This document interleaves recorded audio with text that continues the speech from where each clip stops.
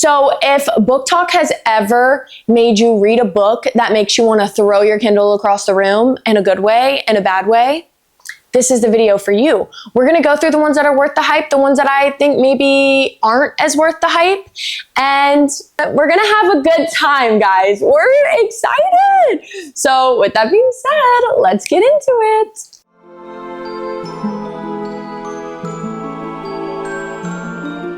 What's up, book besties, and welcome back to another one of my videos. Today we are coming to you from my living room. Why is that, you ask? Well, construction's done, at least for now. Fingers crossed it stays done. So we're not doing a car vlog today. We are in my living room because I did indeed already decorate for spooky season. Don't come at me. I'm gonna show you guys all the good stuff. But I wanted to do it in the living room because the office is still a little crazy from all of the construction. So it's a mess in there. So we're coming to you live from the spooky season coated living room. And today I have a great YouTube video for you because we are going to go through fantasy recs. I'm talking ones I loved, ones I didn't love so much, and ones that are on my TBR because everybody quite literally won't shut up about this. First of all, look at my spooky living room. He's a spooky boy. He loves spooky season. Also, I have little other decorations. Excuse me, I haven't cleaned my kitchen this morning. The little things. I am making chili tomorrow. Hype about that. Cute little pumpkins up here. Look at this that I got from Bath & Body Works. Besties. Oh my God, how cute. I have this, and then also I have this. So I do indeed need to get more because my apartment now is bigger than my last apartment. So while all of my spooky decorations filled up the last apartment, this one just is not giving, it's giving spooky. You walk in, you smell it, it's good, but it needs more, you know what I'm saying? So back to the good stuff. Most of these, rewind, all of these recs are actually romantasy, not just fantasy, but that's because I love a book with balance. Who doesn't want slow burn or morally gray men? Who doesn't want balance in their romantasy book? You're giving me high stakes plot and romance, period. I'm here for it. So with that being said, I'm gonna get into my top 5 favorite romantasy series. We're gonna start strong with ACOTAR. Look at him. He's like, I want to just sit by my mommy. He's so cute. So that was, I don't know why I did that. So we're going to start strong with the first romantasy book that really sucked me back into reading a year ago. I know everybody says it. It's the same one for everybody. But listen, it is basic and popular for a reason. Don't get me wrong. Not every popular book is for everybody, and I totally understand that. But I had not read. I read a lot when I was in high school. I was such a reader. Fantasy, dystopian, Wattpad girly all the way through. And then when I got to college, I didn't really have as much time to read, so I wasn't reading as much. Well, duh, that's exactly what that means. So I was only reading self-help books now and then. And then I wanted to start reading more. And I found ACOTAR. And I really was reminded my love for reading, my love for fantasy. And with that being said, that is one of the first books that I think is absolutely worth the hype on social media is ACOTAR. Feyre, Rhysand, like this, everything about this series is amazing. Yes, it's popular, but it's literally elite. The world, Valaris, the magic. When I read that book, I feel like I am home. I feel like the nostalgia, the feelings it gives me, it doesn't matter how much time passes. I can put on the audiobook. I can open up to a random page and I get the same exact feeling from it every time. It is so good. The next one is Crescent City. This one has mixed reviews on social media. Some of social media hates it. Like I think half of BookTok hates it. Half of BookTok is obsessed with it. I'm going to tell you, it is the half of BookTok that is obsessed with it is absolutely correct. This series, especially book 1, has got to be one of the best books I have ever read in my life. All of the layers, all of the elements, it's like a murder mystery. You've got fantasy, urban fantasy. I didn't even think I would like urban fantasy.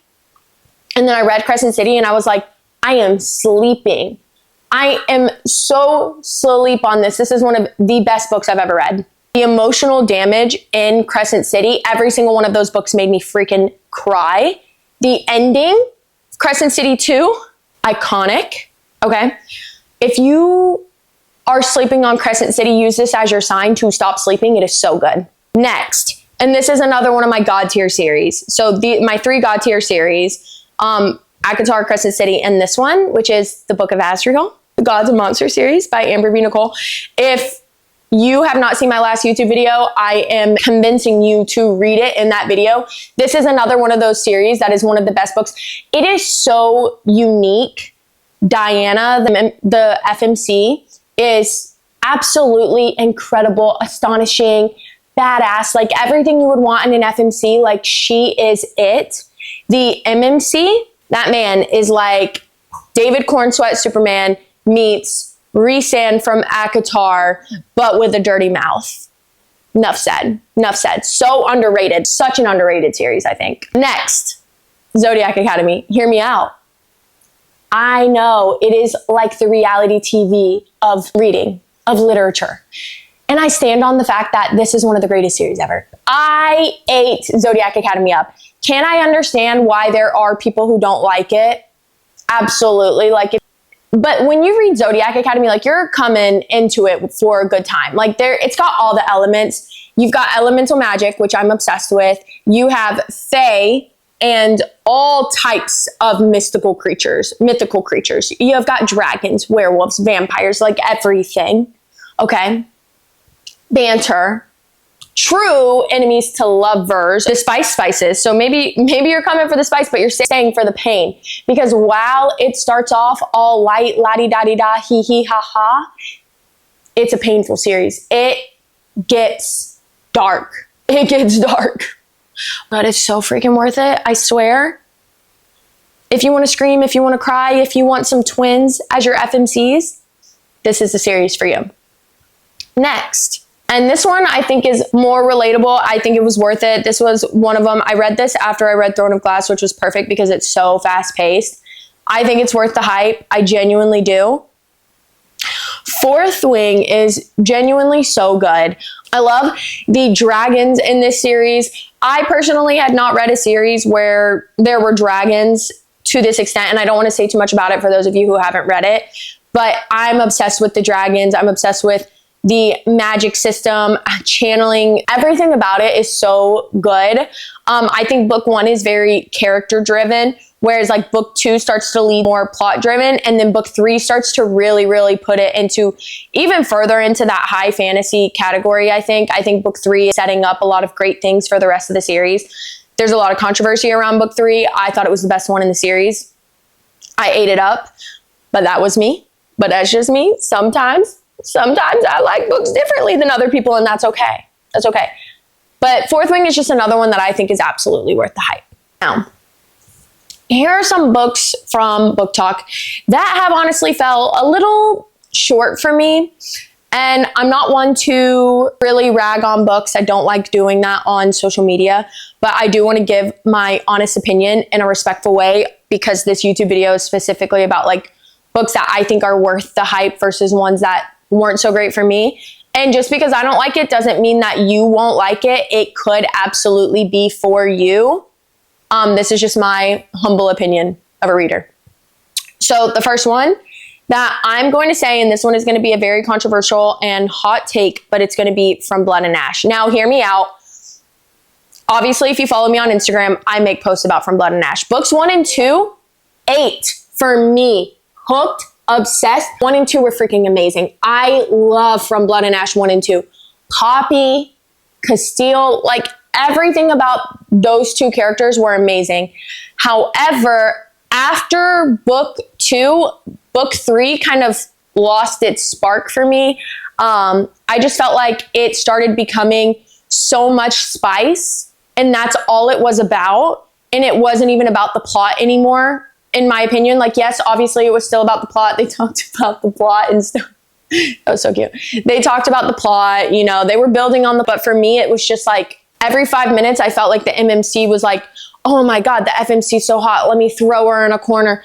banger against this tree. Oh my God, I love you. Like, I don't know. The plot became too much. Like, sometimes I will read a book with a lot of spice because I want a lot of spice. But like, if I'm reading a fantasy series because I want that balance between like romance and plot, I really need that plot balance. So when it goes from a book being so plot driven, character driven to just like spice in the next book, like kind of falls off for me. I did try to push past book 3 and I read book 4, which was better. I'll give you that. It was better. But after book 3, it had kind of just like already put a taste in my mouth where I just didn't care anymore. So for me, I would say From Blood and Ash is a little bit overhyped. Books 1 and 2, incredible. I think they're worth the read. Just 3 and after, I don't know. I can't tell you. I haven't read book 5 or the new book because of it. Next, Wings So Wicked. Not bad. Just a fine series. Okay. I did not read book 2, but book 1. I did not continue after book 1. It wasn't bad. It was cool. I was entertained. So I gave it 3 stars. I just wouldn't reread it. And it's not something that like I would go out of my way to recommend either. It just didn't give me anything new. So I was expecting more based on the glowing reviews on social media. Last but not least, I'm going to keep this one very vague, but The Dread Descendant. I do not usually say this about books, but this one just was not for me, period.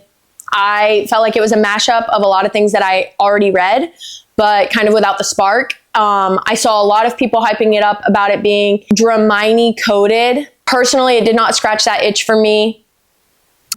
Between me and you, I wasn't feeling it. I just wasn't feeling it. You might like it. Maybe if it's on your TBR and you're excited about it, give it a try. I don't want to steer anybody away from trying it just because I don't like it, but I just personally thought this one was not worth the hype at all. Now, finally, we're going to get into books that are on my TBR that I think that I might actually fall in love with.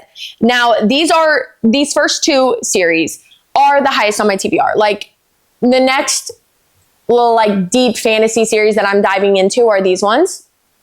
And the first one is going to be, the book is The City of Gods and Monsters. I'm so hyped for this book. Everybody says if you love Crescent City, that this is the series for you. Obviously, I am a Crescent City girly. I'm so excited for this. Even reading the synopsis of this book gets me hyped because I can see why people are kind of comparing it to Crescent City. And I'm so sad. I know I'm going to eat this book up. Now, after that one, I'm very excited for the Plated Prisoner series. This is a dark romantasy series, which is my favorite genre. Everybody tells me that I am going to be absolutely obsessed with Slade, the MMC. I don't know anything much about it except for he is truly, truly morally gray. He will kill anybody for his girl is what I'm told.